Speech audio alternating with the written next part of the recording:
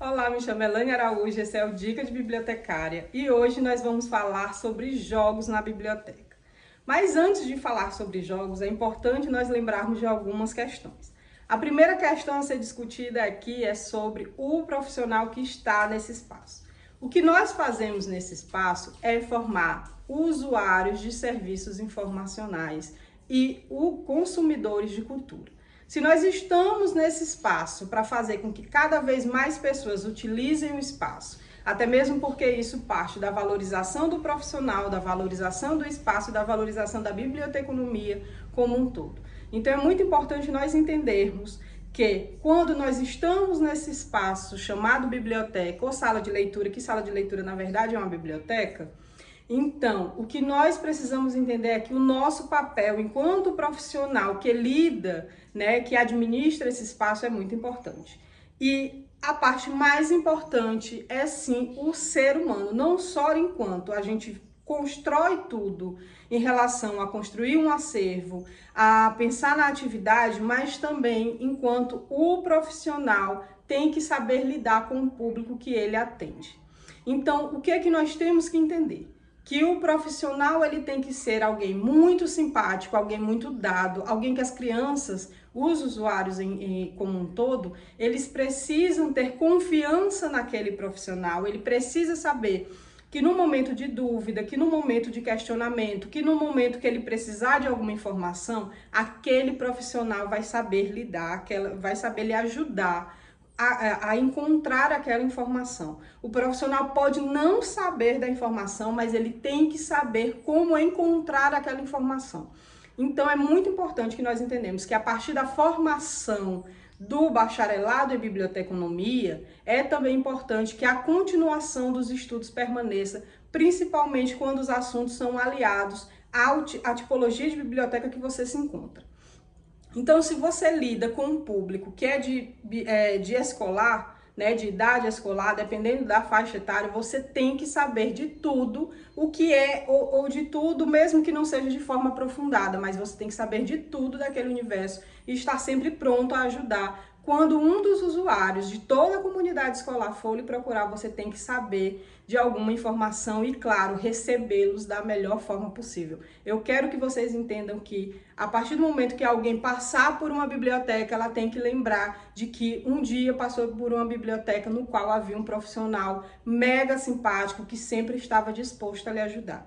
E ajudar também os usuários é também oferecer atividades culturais para que ele seja também um consumidor de cultura. E a cultura também passa por joguinhos, por esses jogos de interação que a gente pode oferecer na biblioteca.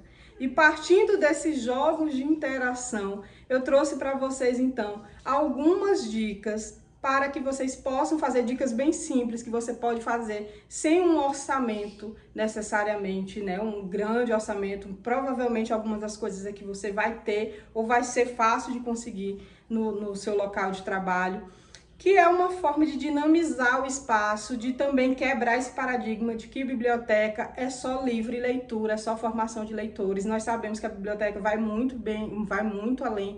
Além de ser esse local onde a comunidade se encontra, ela também é um centro de pesquisa, no qual o profissional tem a obrigação, tem o dever de ensinar a fazer pesquisa, e eu não digo só pesquisa em livro, já foi-se o tempo.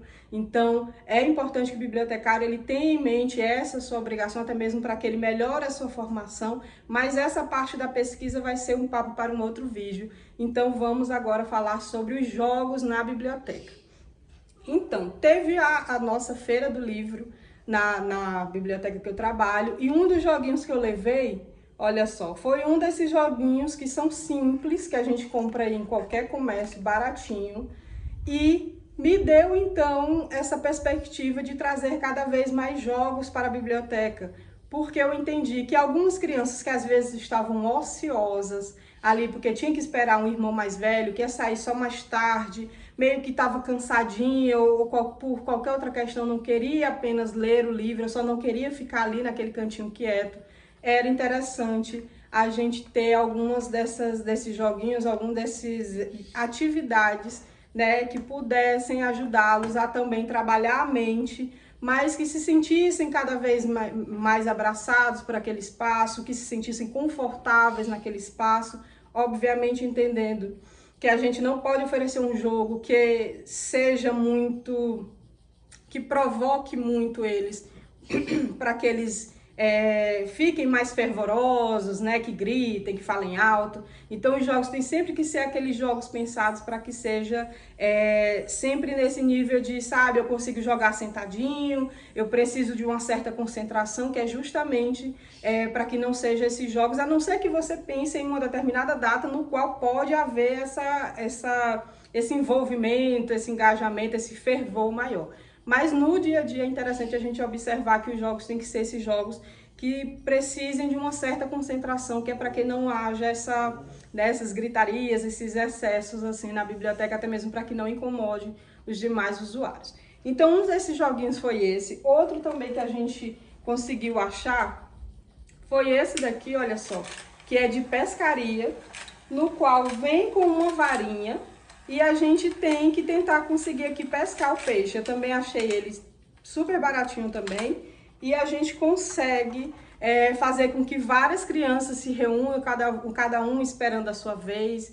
E eles ficam bastante concentrados tentando fazer isso. Nesse daqui consegue jogar 3 crianças de uma vez.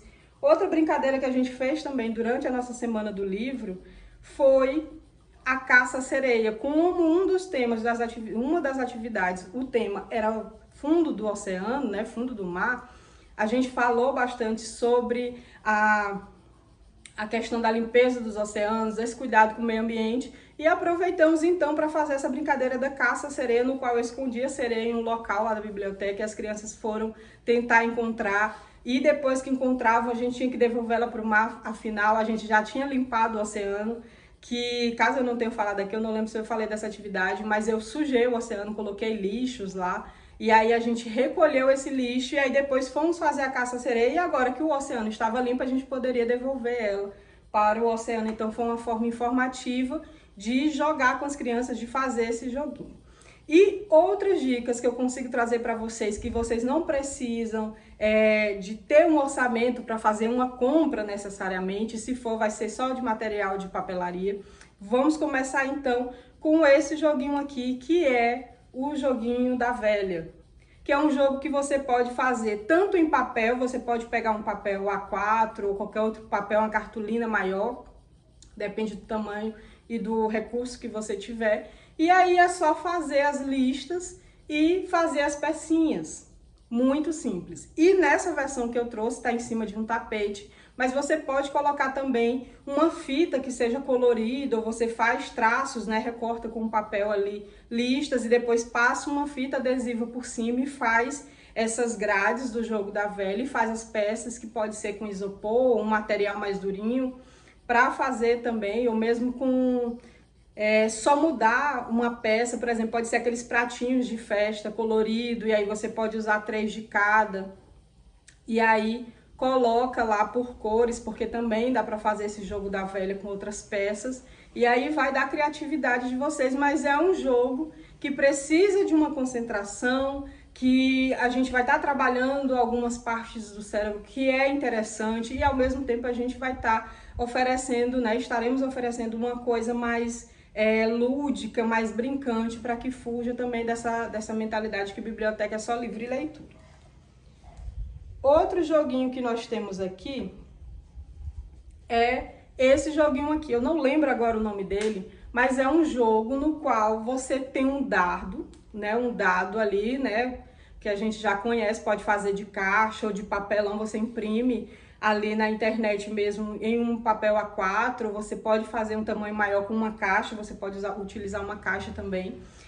E aí a criança joga, e aí ali, como vocês podem ver, são papéis coloridos, que são, se eu não me engano, filipinhos coloridos, e você pode colar no chão e passa uma fita por cima, porque senão, né, com o pisar das crianças pode vir a rasgar, ou mesmo pode só colocar o papel sem precisar botar o adesivo, mas tomar o cuidado para que as crianças não precisem pisar em cima, porque tem essas duas opções. A criança pode pisar em cima, né, o usuário, Porque, gente, eu tô falando criança porque eu lido com criança, mas esses joguinhos podem ser adaptados para qualquer idade, para qualquer finalidade. Você pode colocar um tema específico em cima de cada brincadeira dessa, tá? Então, são brincadeiras que você consegue desenvolver tanto com o público infantil quanto com o público do ensino médio. Então, é só você colocar um tema que funciona do mesmo jeito. Então, como que funciona essa brincadeira? Você vai espalhar esses papéis coloridos como fazendo um caminho. E de tempos em tempos, né, em algumas, por exemplo, em alguns intervalos dessas cores, você pode colocar um papel falando sobre uma temática, né, fazendo uma pergunta, ou o aluno pode pagar uma prenda, como por exemplo, pode recitar uma poesia, recitar um cordel, pode ter que falar o nome do seu autor favorito. Se ele não tem um autor, ele pode pagar uma prenda, quer fazer uma dança, sei lá, uma dança do TikTok, não sei. Vocês inventam aí qualquer coisa, né? Ou então trabalhem uma temática para poder ficar um jogo interessante ali para todo mundo. E aí é só jogar, né? No caso, cada jogador ali é só jogar o dado, ver por exemplo, o dado ali, né? São vários lados e cada um tem uma quantidade, né? Um valor. Então, por exemplo, foi a parte do 1 que foi virado, né? Ficou para cima. Então, você dá um passo. Aí vai para o próximo jogador. O jogador vira o dado, dá 5 passos. Aí, de repente, caiu em cima de uma prenda. Aí, ele tem que pagar a prenda. Aí, pode ter também a opção de voltar a uma casa.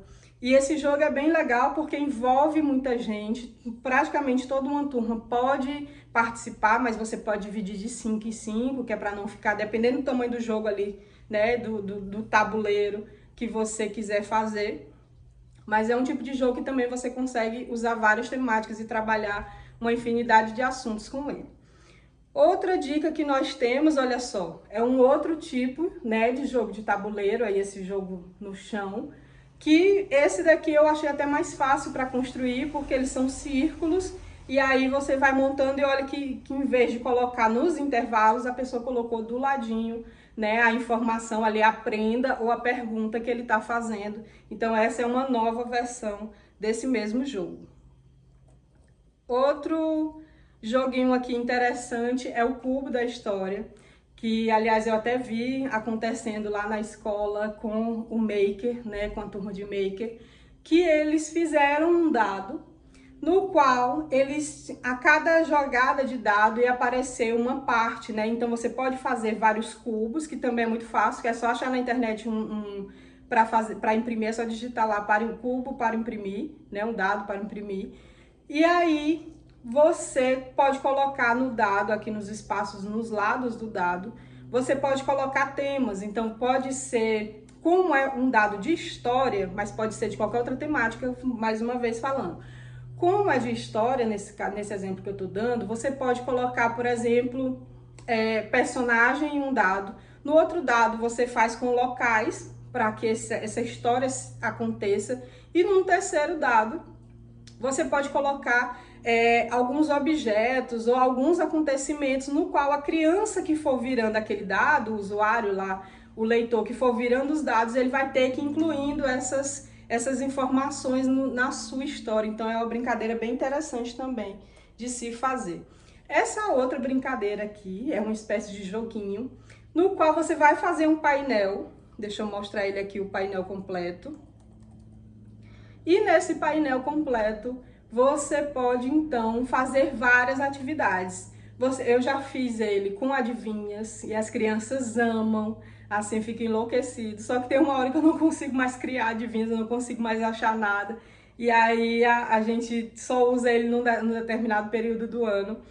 Mas você pode também usar ele para várias finalidades. Você vê que ali é uma espécie de pacotinho, no qual o papel que está dentro tem uma informação que fica à mostra, então ali pode ser alguma pergunta, e quando você puxa aquele papel, tem a resposta, tem uma outra informação. Então essa é mais uma brincadeira que você pode fazer dentro de vários contextos.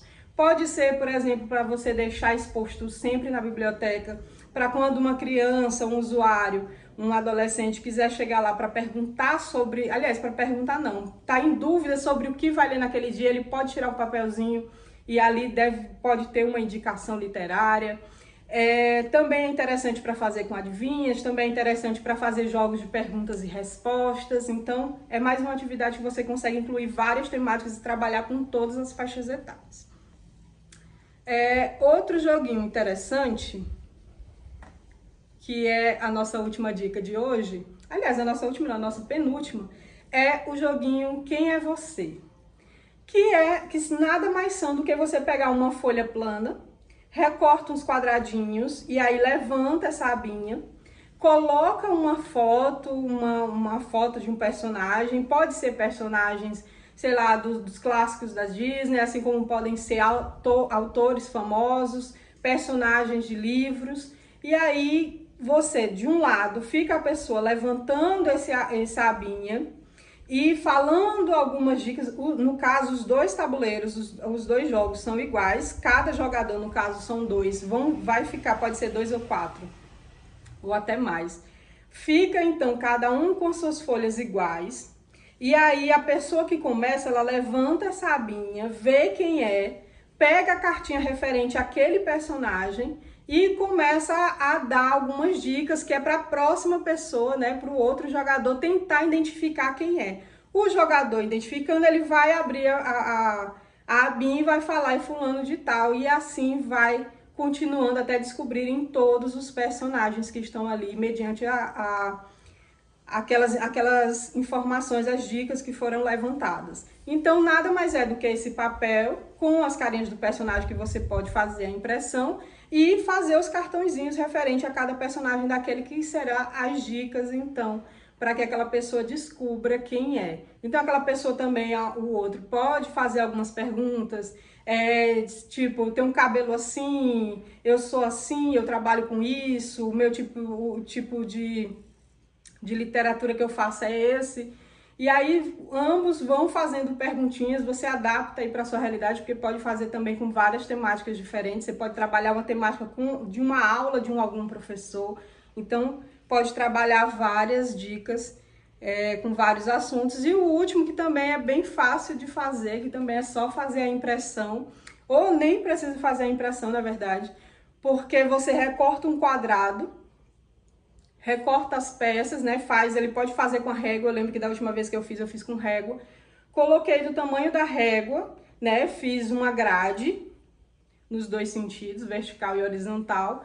Recortei, né? Montando as peças do Tetris, que também é só dar um Google, dá para achar fácil, tanto para impressão quanto você consegue fazer só olhando, porque são peças, né? Fáceis de recortar, quadradas, digamos assim. E depois monta um quadrado, justamente do tamanho dessas peças montadas, porque o Tetris é um quebra-cabeça. A ideia é que os usuários vão montando essas peças até formar um quadrado perfeito, um retângulo perfeito, dependendo da forma que você conseguir montar esse joguinho.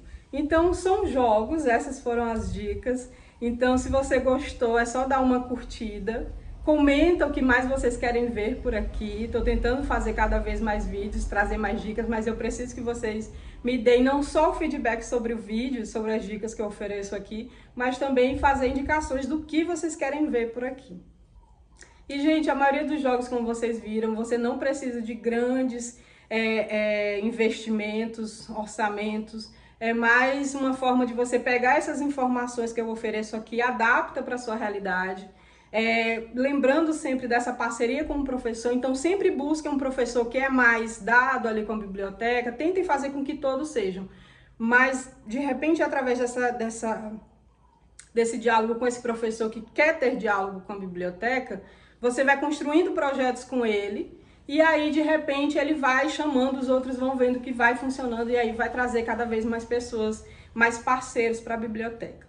Então, busquem, né, esses joguinhos, vejam como pode acontecer, depois vão atrás das professoras, né, dos professores, busquem ver se tem alguma temática que eles estão trabalhando que você consegue encaixar em um desses joguinhos, faça, leve para eles, seja uma pessoa proativa. A principal dica de hoje é essa, seja proativo e não deixe de curtir esse vídeo e de comentar. É isso, beijão e até a próxima!